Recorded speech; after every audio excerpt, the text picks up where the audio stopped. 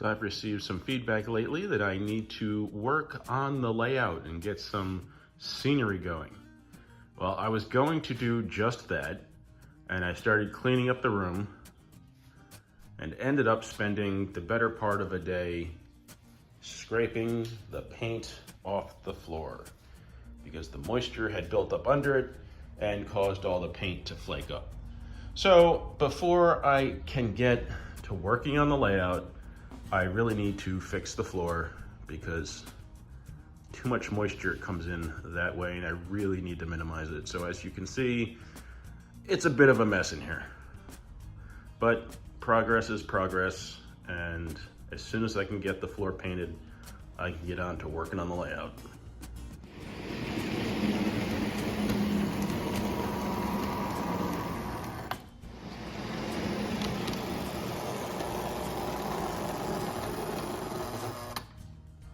Well, if you saw my last video on my haul from the York train show, you know I was having some issues with these engines, mainly that they weren't pulling very well or running very smooth. What I've done to both the power units is do a very quick service. I've opened them up, taken a look around, made sure the gears had some grease on them. If the motor had a lubrication point, I did that. The biggest change was replacing the traction tires. I did happen to have some traction tires sitting around, not the right ones for these engines, but I figured a new traction tire of any thickness would probably be better than the ones that were on there. And while they were complete and not brittle, they were definitely dry and just kind of nasty and not really gripping the way they should.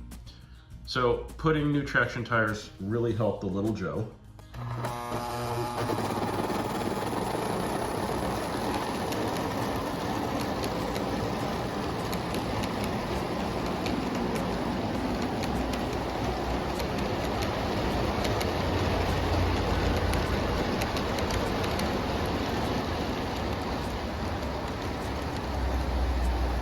It's running much smoother and pulling fantastically even at low speeds. Now for the two Long Island GP20s, there are a couple things. Obviously the traction tires, but also the position of the engine really does make a huge difference. The way I have it now, this is the power unit behind the dummy. Now if I switch them around like that, there's a little more slippage.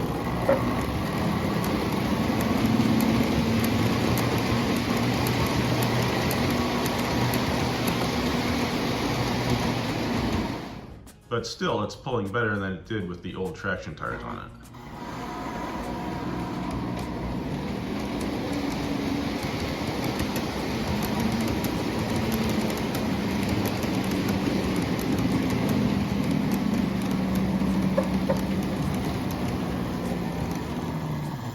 I feel like it runs better backwards because the motor has a lot more weight on it.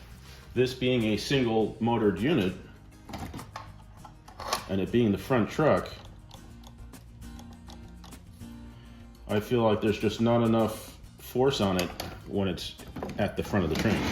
When I place it backwards, the motor is here as opposed to being all the way up here. And then also the weight from the cars is pulling on that powered truck. So it really does pull a lot better in that configuration.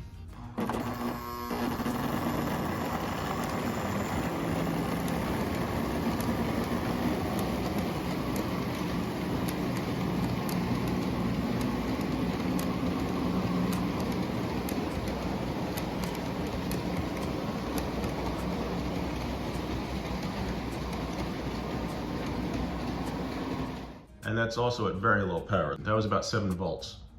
So just replacing the traction tires and changing the orientation of the engines made a huge difference. The orientation of the engines never really occurred to me too much because I never seemed to have much of a problem. Even with the Erie Alcos up there, I feel like they're heavy enough that the motor being all the way up front doesn't make that much of a difference.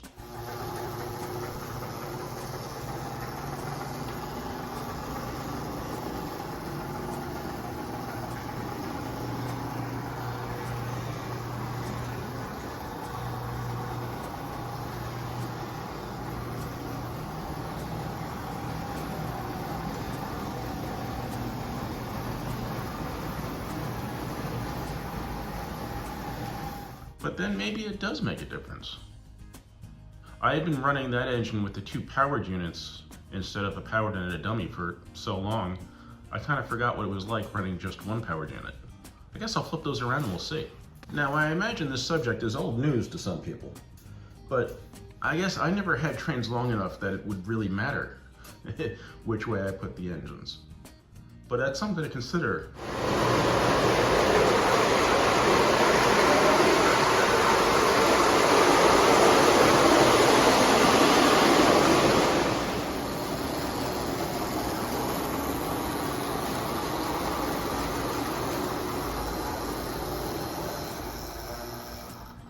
You know, it does seem to run a little bit smoother with the powered unit and back. So what you guys do when you have 2 engines like that with a powered and a dummy, which way do you run it? Do you run the dummy out front? Do you run the powered unit out front? I think with the GP20s, if they were dual motored, it wouldn't matter as much, but being a single motored unit and being so light comparatively, that is just more pronounced. I guess that's how I'll run these 2.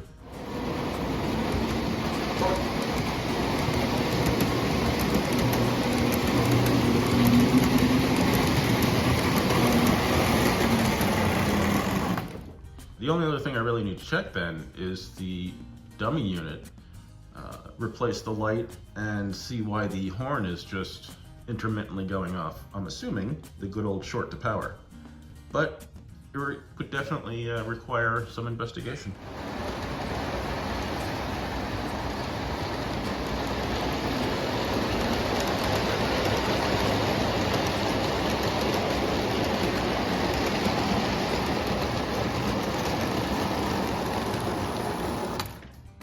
As far as the Little Joe is concerned, it's doing a little better now that I added a couple drops of oil to the top of the armature.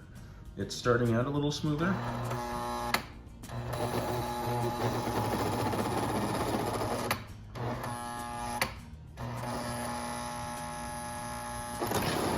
But not always, I guess.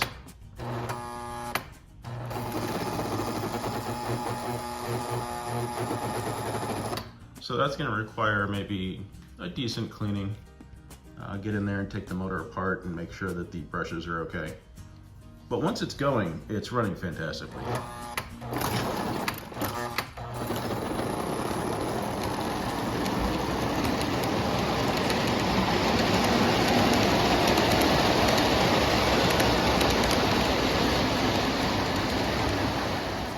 So since the room is an absolute disaster now because of what I have to do to the floor, I don't have a workbench. But still, I want to take a look at this Long Island GP20 dummy unit and see if we can get it working a little better. So when I hit this with power, it doesn't light up and the horn just intermittently makes a kind of pathetic squeaking noise. Now what threw me the first time was, how does this come off? The railing is fed back and forth through the posts so that it keeps it in place. So you just have to gently remove that to take the top off. So once the railings are released, it should come off. Oh, well, look at all that. That could be some of the problems there. I guess it's like the sound of steam board and the foam is shot. No lights. Well, that is something I am going to have to fix. Why would I not want lights? In the powered unit, the light is stuck right up in here. Okay. So that's interesting that this doesn't even have a light.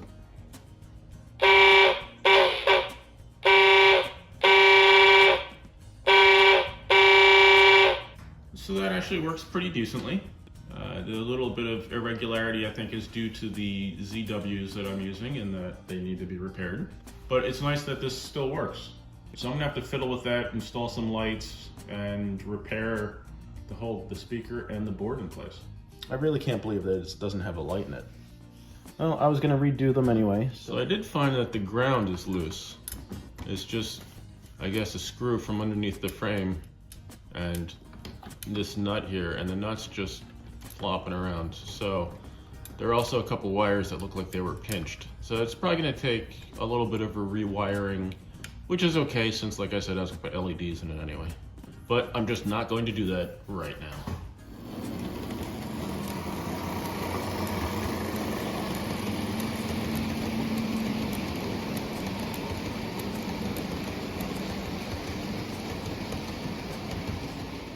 One of the scenery changes I was thinking of making was putting these Lionel girder bridges back in here and just have a little stream trickling under there.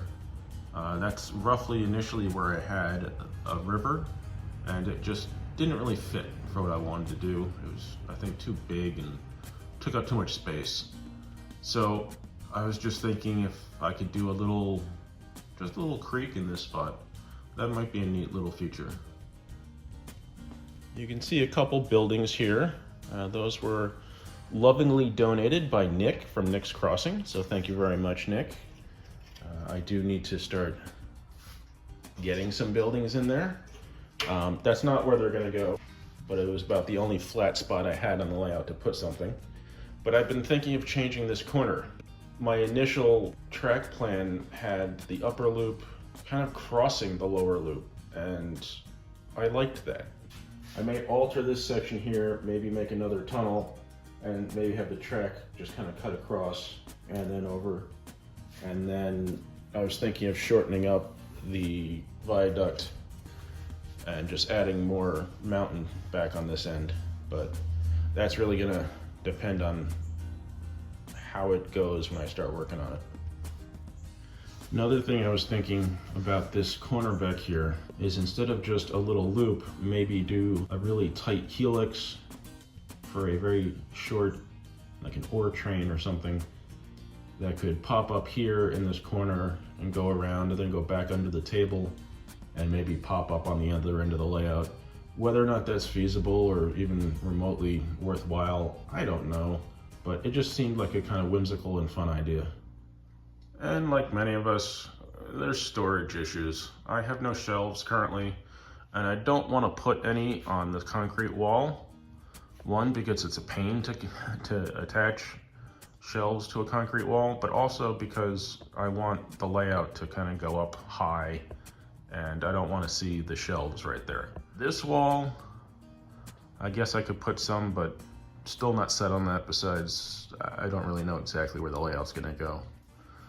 I am thinking that the wall over here that I haven't painted yet, that should probably get shelves. So that's the plan. That's actually what I was going to be working on when I came out here and ended up scraping up the floor.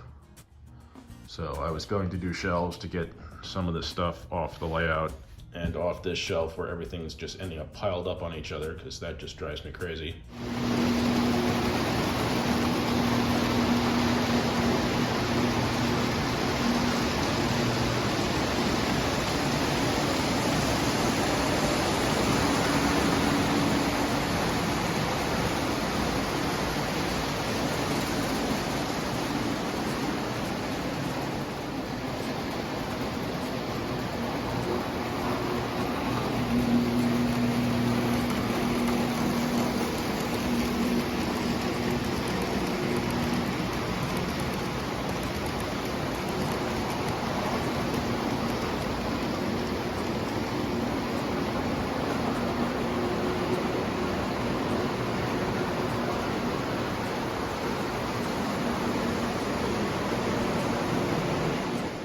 I hope you enjoyed the video. Thank you very much for watching.